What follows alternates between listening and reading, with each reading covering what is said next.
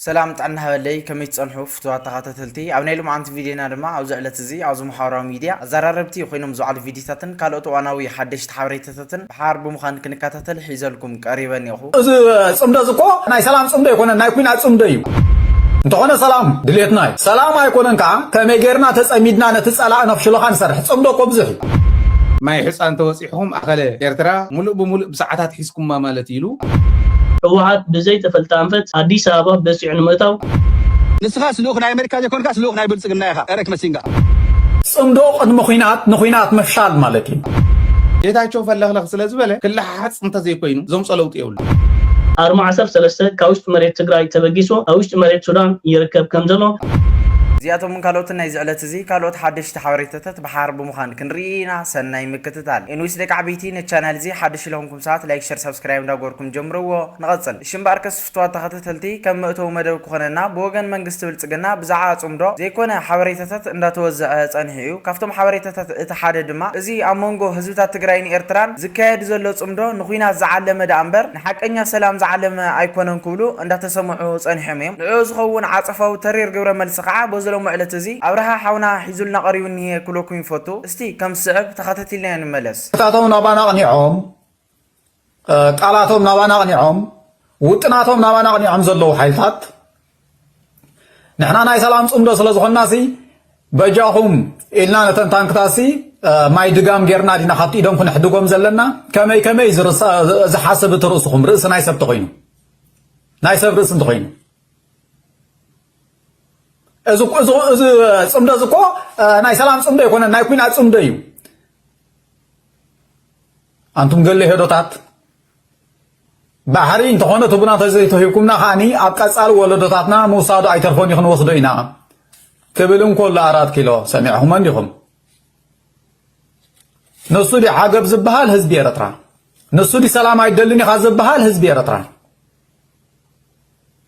በሳት ጨንወን ዘኸን አራስኩም ገንቢ ሲጨንወና ሐሳው ርእሲ ዘይ ሐስብ ርእሲ ለኽባጥ ርእሲ አዚ ዘጽላ ተሐሳስባ ንሕና ትንገብረና ንገብር እንተኾነ ሰላም ድሌትናይ سلام አይኮነን ካ ከመገርና ተጸሚድና ነትጸላ ነፍሽሎ ኻንሰርሕ ጽምዶ ቆብዝሕ ጽምዶ ሓይልኻ ምድልዳሊ ጽምዶ ሜዳኻ ምስፋሒ ጽምዶ ፖለቲካኻ ምስፋሒ ጽምዶ ንጸላኢ ምምንጣሊ ምቅዳሚ ጸላ ዝሓሰቦ መሬት ምምንጣል ጸላ ዝሓሰቦ ህዝቢ ምምንጣል ማለት እዩ ጽምዶ ንጸላኢ ጥራሕ ይተኾን ሰርፍ ምግባር ማለት እዩ ጽምዶ ቅድሚ ንኹይናት መፍሻል ማለት እዩ ጸላይ ዝድንድነካ ሓይልኻ ክደክም ኮለይ ጸላ ሰላም ዝብልካ ሓይልኻ ክጉልብትን ኮለይ ኣብዚ ጽምዶ እዚ ሓይሊ ናይቶም ሰላም ዝደልዩ ህዝብታት ይትርናዕ ተጸሚዶም ተራኺቦም ሓይሎም ይትርናዕ እቶም ጽልእ ዝደልዩ ኸኣኒ ይደኽሙ እሞ ከይፈታዊ ሰላም ይደልዩ ደላይ ሰላም ተታኪቡ ደላይ ጽልኢ ሓይሊ የብሉን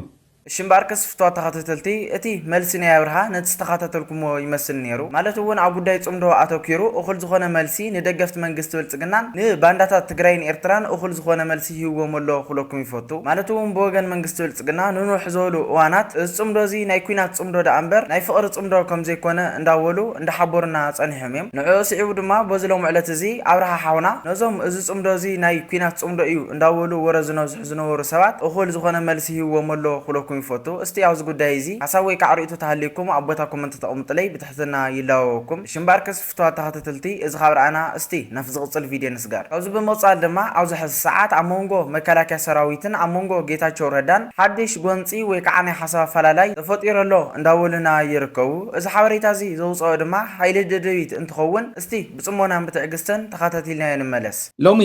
ኣሞንጎ መከላከያን ጌታቸው ረዳን ይትምስሓ ተፈጢሮ ዝኒህ መከላከያ ተኣኪቦም ሰራዊት ተኣኪቦም ኣዘዝ ሰራዊት ተኣኪቦም ኣብ ዘለብሉ ጌታቸው ረዳ ሚሊተሪ ኣናሊስት ኮይኑ ዓዲ በራኽ እንተወፂሕኹም ኣብ ማይ ሕፃን ተወፂሕኹም ኣኸለ ኤርትራ ሙሉእ ብሙሉእ ብሰዓታት ሒዝኩማ ማለት ኢሉ ነገራት ኩሉ ቅልል ኣቢሉ ኩናት ናይ ሰዓታት ውሽጢ ማለት ኤርትራ ቀላል ሃገር ኣይኮነትን ኤርትራውያን ብኩናት ዝሕመዩ ኣይኮኑን ከም ተጋሩ ሰራዊትና أبينا درجة هم زلوا بنايكونا نكارة كل جزء خم نقلصه إرتراويان ون كوميو أنكاراتاتيم نناي إرترا سراويتكم قاشش كله سميعكم ما يهم بزخونه خوينو اتحاسوت نسو اتديسكور نسو بعلم إثيوبيا سراويت كونه نا إثيوبيا ميدياتات نا إثيوبيا بوليتيكينياتات بعلم داغلص ونيرو عزز سراويت ون جنرالات زاخلو የኤርትራ ሰራዊት እንዲ ባያግዘን ኑሮ አልቆልን ነበር እንዳው ለኸበኺው ንሰምዖም ነርና አብይ አሕመድ ባዕሉ ነው ቅድም ፓርላማ ከፊሉ የኤርትራ ሰራዊትና መንግስት ባያግዘን ኑሮ ዘንድሮ ከነሱ ጋር ታርቀን ባይሆን ኑሮ ምን ሊፈጠር እንደሚችል ለመገመት ከባድ ነው ይብል ነሩ አብይ አሕመድ አፈቀላጤ ምዃኖም ዝፍለጡ ሚዲያታውን ኤርትራ ይحግዘና ዘሎ እነሱ ባያግዙን ኑሮ አልቆልን ነበር ማን የተከላከለልን ያለው አሁን ኤርትራ እነሱ ባይኖር እኮ እኛ አልቀናል ከምዚ ይብሉ ነሮም የታቸው ረዳአትዩ ናይ ትግራይ ሰራዊቱን እተሕዚ ምዕራብ ትግራይ ከምልስ ዝብል ዘሎ ናበለ አሊሉ ክዛረው ከሎ ክጽውዕ ከሎ እትፈልጡ ወይ አትማሉን ሪናዮ ኢና ብጣዕሚ ወየ ፍልየቢልና ንበይና ያውፃና ያን ክነውፃይና ብርግጽ ነውፃውን ይግባአና እምበር ተሕዚ ምዕራብ ትግራይ ከምልስ ዝብል ዘሎ ሕዚ ይብሎ ምዕራብ ትግራይ ንዕኡ ከም ዘይምልከቶ ንተጋሩ ከም ዘይምልከት ክምለስ ከም ዘይብሉ ከምኡ ክብል ሰሚዕኹም ኢኹም ንሰራዊት ኤርትራውን ዓቅሚ የብሉን ኢሉ ቃል ብቃል ተዛሪቡ እዚታት ዓይነት ዲስኩር ክድስኩር ውዒሉ ብርግጽ አስቴም እዮም ዝእትውዎ እዚ ትማሊ ዝሓበርና ጌታቸው ሰታይ ምዃን ፈልጠይና ያው ምስታይ ናይ ባዕሉ ምርጫ እዩ ኣነ ምስታይን ዘይ ምስታይን ሕማቅ እዩ ጽቡቅ እዩ ክብል አይደልን ንባዕለይ ሕማቅ እዩ ኣነ ይሰትን ንባዕለይ ከዓ ስለ ዝጠቅመኒ እዩ ተንዘንብበን እውን ንሳ ስለ ዝብላ ጉዳኣት እምበር ጥቅሚ የብሉን ምስታይ ንስኹም ዘሎ ኮይኑ ናይ ባዕሉ ምርጫ ኮይኑ ግን ኣስቴም እዮም ዝእትውዎ ሙቅ ክብሎሞ ሞቅ ሲለነው እንደዚህ ያልነው ኢሉ ክብል ፀኒሑ ማለት እዩ ዕርዩ ከመይ ይብል ከም ዝነበረ ሪኢኹም እዮም ካብኣ ምስ ወፀ ኢሚዲየትሊ ኣብ ናይ ፌስቡክ ገጽ ናይ መከላከያ ጉዳጉድ ለጢፎም ተዝለጠፍዎ ንቀደም ከም በወልኩም ድሕሪ ጌታቸው ዝበሎ ከም በወልኩም ድሕሪኡ እቱ ፋክት ሰጽኒዕ ኣለኹ ዝብል ዘሎ ሚድያ ዘጸሓፈ ከም በወልኩም ድሕሪ ሚድያታት ኢትዮጵያ ዝብልኦ ዘለዋ መጨረሹ ጌታቸው ክኸስሰ ይብል ኣሎ እንታይ እዩ ተባሂሉ ካፍታ መድረክ ንሳ ምስ ወፀ ጌታቸው ምስ ወፀ ታ መድረክ እያንያን ተልኩስ ኢለ ንሲ ለኸሪአኩም ፖለቲካውን ብንተው ነው የሚሻለው ኢሳያስ ሌሎች አገሮች እንኳን ሰክሰሰር ያስቀምጣሉ ኢሳያስ በቅርቡ ኢሳያስ ያታ መድረክ ካሊጣጣ የለና ካብዛ መድረክ እዚ አምስ ወፀ ኣብ ዕላዊ ፌስቡክ ገጽ ናይ መከላከያ ናይ ኢትዮጵያ መከላከያ ጉዳጉድ ተጻሒፉ ጉዳጉድ ይዝብ ዘሎ ሓዘን እዩ ታይ ዝብል ስለ ናይ 2013 ዓመት ናይ ሰሜን ጥቃዕቲ ዝብል ዝርዝር ጽሒፎም ክትሪእዎ ትኽእሉ ኢኹም የልዓልዎን እስካዕ ሕዚ ዝርዝር ጽሒፎም ሰሜን እዚ ሕወሓት ከም ዘጥቅዖ ሰራዊት ትግራይ ከም ዘጥቅዖ ተጋሩ ወንጀል ከም ዝፈጸምና እዚታት ብምልኡ ሚስጥር ጌታቸው ረዳ ተዛሪቡ ይዝብል ንዓይ ዝርዳእ እንኹም እዩ አንብብዎ ኺዱ ካልእ ተረዲእኩም ንዕሞ እተው ንገርኒ ጌታቸው ረዳ ፓፔት እዩ ጌታቸው ረዳ መጥቀም ቱል እዩ ጌታቸው ረዳ ተጠቂሞም ሓይኾም ከም ማስቲካ ክድርብይዎ ዘዳለውዎ እዩ ናይ ብሓቂ አብይ አሕመድ ንጌታቸው ረዳ መጽለ ኣሎ ኢሉ ዝኣስር ንጌታቸው ረዳ እግሩ ረጊጹ ከም ትሕዘን ከራቶ ዘሎ ኢልካ ኢኻ ታደንኻ ኣይወልኩንስ ክዳበል እናበሉ ከምዚ ዝገብርዎ ዘለው ካብ ጌታቸው ረዳ ይምሓረና እዩ ዝብል ካብ ከም ዝበለ ውድቀት ይምሓረና እዩ ዝብል 2013 ሕወሓቲት መጥቃዕቲ ሰሜን እዚ ፈጺሙ ሰራዊት ትግራይ መጥቃዕቲ ሰሜን እዚ ፈጺሙ ዝብል ጌታቸው ረዳ ከም ተዛረበ መጥቃዕቲ ከመይ ከም ዝነበረ ከመይ ከም ዝተጠነሰ ከም ዝተጠጀአ ድሕሪኡ ከመይ ገሮም ከም ዝኸድዎ ብምልኡ ጌታቸው ነጊሩና ዝብል ይተሓደ እቲ ካልኣይ ምስ ግብፂ ምስ ኤርትራ ምስ ሶማልያ ጥምረት ፈጢሮም ይኸዱ ከም ዘለው ሕወሓት ኢማጅን ሕዚ ቀጠናዊ ሽግር የምጸለው ናይ ሰላም ጉዳይ አንደርማይን ይገብሩለው እንዳለት አሜሪካ ተልጥፎ ዘላ ካበይ ዝመጽኹም ምዃን ራዩ ጌታቸው ኢለድ ይሉ አይበለን ክነግረኩም የናይ ጌታቸው ነው ይነጽሐዮ ተንተ ጻሐፋ ጥራህ ነግረኩም ዘሎ ኤርትራ ግብጽ ሶማሊያ ሱዳን ኢትዮጵያ ነው ዚ ብርግጽ ይብሉ ወይም በባ ሓላሓሊፎም አፍታ ጽሑፍ ተጻሐፈት ግን ምስዘና ሃገራት እዚአን ጥምረት ፈጢሮም ቀጠናዊ ዓዘባው ዝኾነ ተሐሚስ ንምፍጣር ይኸዱ ከም ዘለው ኣነ እውን ነይረየ እየ ትክክል ይስራሐለ ኣብ ትግራይ እዚ ኣይገብሩለው እዮም ሕወሓት ኢሉ ጌታቸው ነጊሩና ያትብል ታ መድረኽ ኣብ ሓደ ናይ ድሕንነት መድረኽ ጌታቸው ረዳ ዘቕረቦም ነጥብታት ያትብል ኣብ ናይ ድሕንነት መድረኽ ዘቕረቦም ነጥብታት ያትብል تا ناي دحنت مدرخ زولوا زلو تا ناي 35 دقيقة زلطفوا نسان تخوينا ምናልባሽ ወጽያት ዝኾነት ዘይ ወጽይሩና ኢሎም ዲም ክዛረው ወይስ ካብ አወጽና ካሊ አቲን ተኮይኑ ጌታቸው ይሉ ዲ ይበለን አይኩኑ ነው ይበለን ጌታቸው ኮሙ ይሕለፍኩን ይሉምበር ክንሪ እንዲናን ወይኑ ስለዚ ቀጠናው ዝኾነ ተሕምት ይፈጥረለው ሕወሓት ንግባሃል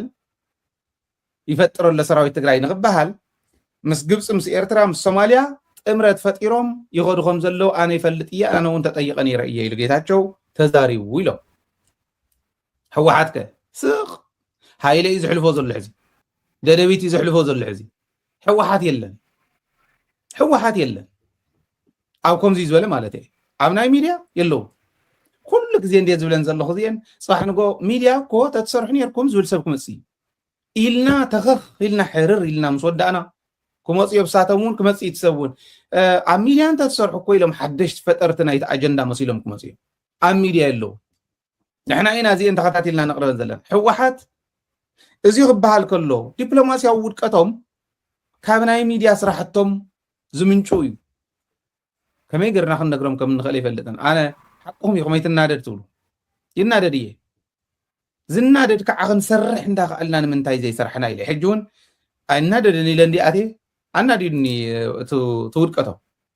ክመልስ እየ ግን ብደንቢ ንባዕለይ ዋላ ክረኣሲ ይረኸይድ መስታወሲ ከይናደድ ምን ናይ ባሓቁኹም ኢኹም ብደንቢ ወስዚ ኣነ ንባዕለይ ይናደድ ሙ ንባዕለይ እየ ዝጎድእ ክሰርሕዎ ዘይኽእሉ ረጎድቲ ቆርበት ለጥ ኢሎም ሃይለይ ጉዳእ ክስራሕ ዝኽእል ነገር እንዳሃለ ነታ በምሓርኛ ተለጠፈት ክንዳኣ ተኣክል ንዕኦም ስቃይ ትኸውን ኣጀንዳ ትኾን ከይንድርቢ ኣጀንዳ ይፈጥሩልና ውሽጢ ስቕ እኳ ከይብሉ እኮ ዕልዎም ስቕ ዝብሉ እንተዝኾኑ ባዕልና እውን መሰራሕና ኣጀንዳ ካሊእ ይፈጥሩልና ከምታ ዝረኣኹማ ናይ ዓድዋ ኣብ ክንዲ ምስኽኻል ክመፁ እንዲኦም ሕዚ ጎተት ንወይኑ ክንመፁ ኢና እሱ ኣጀንዳ ይፈጥሩልና ኣብዚ ሕዚ ዲፕሎማሲያዊ ስራሕቶም እዮም ዝሰርሑ ዘለው ሰሪሖም እዮም ጌታቸው ዘሊለው ናብ ዝወፅሐ የብሉን ኣብ ጫማ እግሮም እዩ ዘሎ ረጊፆም እዮም ጌታቸው ፈለኽለኽ ስለ ዝበለ ክላሓፅ እንተዘይኮይኑ ዘምፀ ለውጢ የብሉን ናታቶም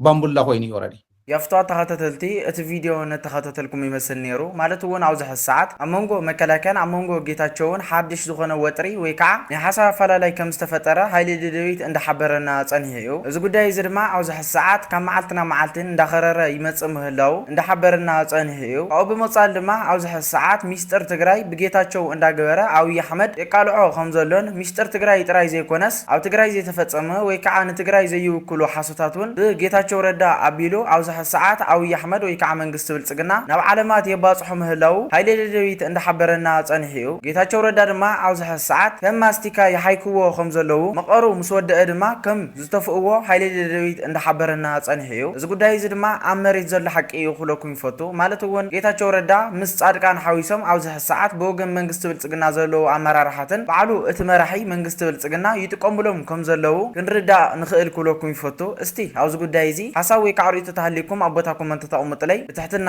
ይላወኩም እሽምባርከስ ፍትዋ ተኸታተልቲ እዚ ኸብራና እስቲ ናብ ዝቕፅል ቪድዮ ንስገር እሽምባርከስ ፍትዋ ተኸታተልቲ ካብዚ ብምቕፃል ድማ ኣብዚ ሕዚ ሰዓት ሚኪ ትግራይ ብዛዕባ ህልው ኩነታት ትግራይ ኣመልኪቱ ዘውፅኦ ሓድሽ ሓበሬታ እኒሄ ከምኡ ድማ ኣብዚ 2-3 መዓልትታት ዝተፈጠሩ ኣደንገፅቲ ክስተታት ኣብ ትግራይ ኣመልኪቱ እውን ዘውፅኦም ሓበሬታታት እኒሄው እስቲ ከም ስዕብ ተኸታቲልና ንመለስ ይቆርፅ እንታይ ገበረ ዓርሲ ብዓርስና ትኽትኽሲ ዘይቀሪ ኢና ልብዕቢና ስለ ትዕግስት ገበርና ዓያሽሉ ከይመስለኩም ትፈልጦ ኢና ኩሉ ነገር تردينا ينا نفولتينا سلازيو إيريك ماسينغا مقالة تمسني خا توحيلو زي كونس زقبل سوي ساينو مسن ودي ورا دغن ركبي تقبرني خاي توحيلو انا ازيك تفلطوا ولكم زي تنغره نغريو زبركم بولنا انا اي دونت كير مقاله مصيخام ود غزياو محدار بحاله مقاله يلن منغسنا مليسنا انا بقلصمنا بسرينا منغس تግራይና ቦት مليسنا እንደحلنا معاس أوصل ميديا زي سميعهم لو معانت ميك تقرأي بزاربا دولو زربا مستقدبا بينا زبلا يقدمي 4 معالت حموشة معالتي مستهد صورنا نخراخبي أمباسادر ناي أمريكا حجقا تناويحي قلن دابولو زنبلو وزلو أي تمتع تباهيلي توساني بدعم ترير وساني تفلطوا ولكم زي تنغره نغريو زبركم بولنا انا اي دونت كير مقاله مصيخام ود غزياو محدار بحاله مقاله يلن منغسنا مليسنا انا بقلصمنا بسرينا منغس تግራይና ቦት مليسنا እንደحلنا اب مقاله مصيو مستي غزياو محدار فدرال فلطو زحابي ود ورده اي سلازيو مس ود ورده غزياو محدار كوينو ايزراخه وعل بتوريا يتغبري لكا ابي دي خانيركا ود زاغاوناي تطارفكا توليكم تطارف انا الله سلام نو صحل زيا ارك مسينغاسي ود غاونا ايو هبه ايو سبا كونن شيطان ايو سب كموت حقوس ايو هز تግራይ تጭፍጨፍ መድሓኒትና ትግራይ ካቱ ሓገዝና ትግራይ لايف سيفن مازي فا هيوت ناي تግራዋይ كم حدليخا ابي نيركا درونات ጨፍጨፍና ተገበረ ትግራይ መግለጽ አውጽኻ ارك مسينغا ያውጽኻን تمرحيخا اب واشنطن دي سي روبيو سكرتير روبيو نمنتاي ديو اب حد حوحات مرح هارد لاينر زولو نمنتاي هارد لاين ولسخا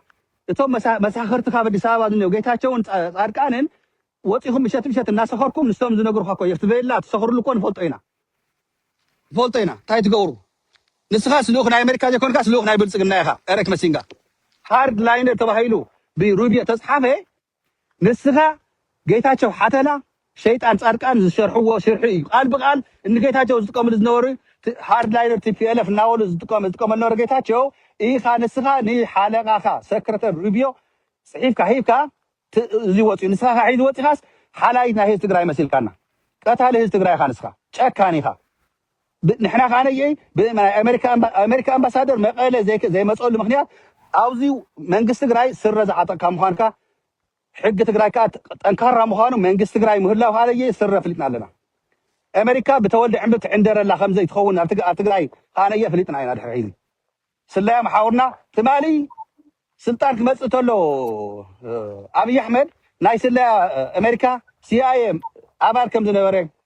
ንኤርትራን ኢትዮጵያን ይስል ከም ዝነበረ ትፈልጥዎ ኢኹም እሽምባርክስ ፍትዋታ ተተልቲ አውዝ ጉዳይ እዚ ሓሳብ ወይ ካዕሪእቶ ለና ቱልሳት ተሃሊኹም አቦታ ኮመንት ተቀምጥለይ ብትሕትና ይላወኩም እሽምባርክስ ፍትዋታ ተተልቲ እዚ ካብራና እስቲ ናብ ዝቕጽል ቪድዮ ንስገር ካብዚ በመጻል ድማ አውዝ ዕለት እዚ አውዝ ማሕበራዊ ሚድያ እቲ አዛራራቢ ኮይኑ ዝውዓለ ሓበሬታ ሒዘልኩም መጽእኒኹ እስቲ እዚ ቪድዮ እዚ ተኸታተልና መደዳ ንዛዝም ኩለኩም ይፈቱ እስቲ ንከታተል ጻድቃን ገብረትንሳኤ ሎሚ ዘርጊሕዎ ዝርከብ ዘሎ ሓበሬታ ሓደ ካብቲ ኣገራምን ኣዘራራብን ኮይኑ ዝርከብ ዘሎ ዛዕባታት እዩ ጻድቃን ገብረትንሳኤ ኣብዚ ሎሚ ዘርጊሕዎ ዝርከብ ዘሎ ሓበሬታ ሕወሓት ብዘይ ተጸበናይ መንገዲ ብምጥቃዕ ናብ ከተማ አዲስ አበባን ውሽጢ ማእከል ናይቲ ሃገር መጥቃዕቲ ፈጺሙ ንመሓዝ ወይ ከዓ ንምእታው ሙሉእ ምድላዋት የካይዳሎ ወይ ከዓ ምንቅስቃሳት ይገብራሎ ክብል እዩ ጻድቃን ገብረትንሳኤ ክዛረብ ተሰሚዑ ዝርከብ ዘሎ ጻድቃን ገብረትንሳኤ ኣብዚ ናብ መራኸቢታት ይሕሊፍዎ ዝርከብ ዘሎ መልእኽታት ሕወሓት ብዘይ ተፈልጣ አንፈት አዲስ አበባ በሲዑ ንምእታው ምድላዋቱ አጻፊፉ ይርከብ ከም ዘሎ አርሚ 7 ኣብ ውሽጢ መሬት ሱዳን ዝርከብ ሰራዊት ናይ ትግራይ ሙሉእ ምድላዋቱ አጻፊፉ ከም ዘሎ አርሚ 13 ካብ ውሽጢ መሬት ትግራይ ተበጊሶ ኣብ ውሽጢ መሬት ሱዳን ይርከብ ከም ዘሎ ካልኦት ተወሰኽቲ ኣርምታት እውን ናብ ይስዕባ ከም ዘሎ ጻድቃን ገብረትንሳኤ ኣብዚ ሓበሬታ ድሕሪ ምስፋር ምስ ክልል ኣምሓራ ኣብ ዘዋሰን ከባቢታት ወይ ከዓ ምስ ክልል ኣምሓራን ንክልል ትግራይ ብዘዋሰን ከባቢታት ኣቢልካ ናብ ስርዓት ብልጽግናን ከተማ አዲስ አበባን ክግበር ሓሲቡ ዝነበረ መጥቃዕታት ሕወሓት ብካል ስትራቴጂን ብካል መንገድን ነዚ መጥቃዕታት ደው ምባል አንፈታት ከም ዝቀየረ ብከባቢታት ተከዘ ምዕራብ ትግራይ ንምምላስ ሕወሓት ክገብሮ ዝጸንሐ ኩሉ ወተሃደራዊ ምንቅስቃስን ኩሉ ወተሃደራዊ ምድላዋትን ደዋቢሉ ነቲ ብዓስኪሩ ዝነበረ ሰራዊት ክሳብ ሕጂ ቤናሎ ኣብያሎ ብዘይፍለጥ መንገዲ ናብ ካል ቦታታት ኣግዒዝዎ ይርከብ ስለዘሎ ሕወሓት ሃንደበት ናብ ማእከል ኢትዮጵያ ብዘይ ተፈልጣ አንፈት መጥቃዕታት ክፍጽም ይዝብል ፍርሒ ናይ ጻድቃን ኣለን ዝብሎ ስለያው ሓበሬታ ነዚ ዝመስል ድሕሪ ጻድቃን ሂቦ ዝርከብ ዘሎ ከምዚ ዓይነት ሓበሬታ ብዙሓት ወገናት ይትንትኖ ከም ዘሎ ወይ ከሓብሬታታት ይህብዎ ከም ዘሎ ሰራዊት ትግራይ በቤንሻንጉል ጉሙዝ አቢልካ ናውሽቱ መሬት ኢትዮጵያ መጥቃዕታት ንምክያድ እቲ ዝለዓለ ዘሎ ተኽለታት ከም ዝኾነ እዮም ትንታነታት ዘስፍሩ ዘለው يفتو تخطتلتي نلم عند فيديونا نزاز كحز تخطتلكم ما تمثل نيرا بخالي بلا فيديو سعن راخة ببزلهم يمتشخم سلام كل ليس السنايو